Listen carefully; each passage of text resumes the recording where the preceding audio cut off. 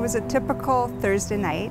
I'd been at work all day, and we decided that we were going to go dancing in the evening, and then afterwards we were going to go for dinner, and then after dinner we went home and we were going to actually cuddle up and watch a TV movie.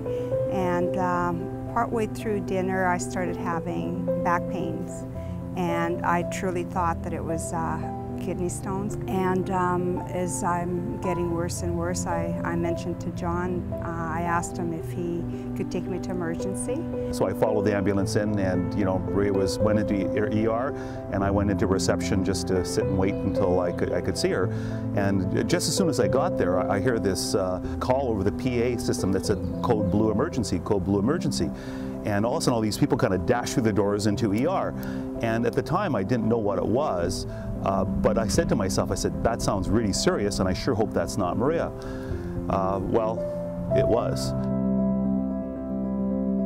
And a nurse that we knew came out to talk to me and said, your wife is okay. But she also told me that she went into cardiac arrest in emergency. They had to resuscitate her. I couldn't see her at that point in time.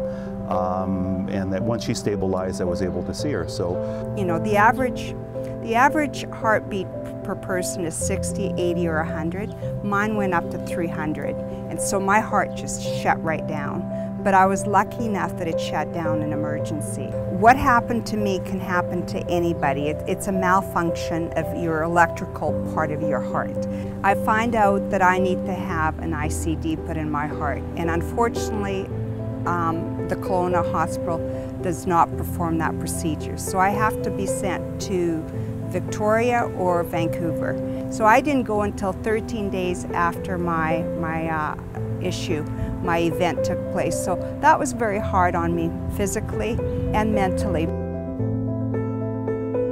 The cost of the system of not being able to do these things in Kelowna, especially when we have all the facilities, it just doesn't make sense. 13 days in a cardiac ICU bed, what does that cost per day? And not only that, what is the cost of the patient and their emotional well-being? So, you know what?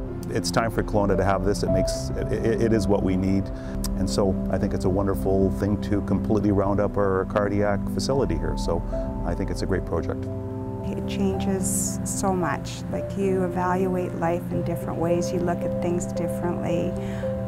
Your family is so important. It's just totally different.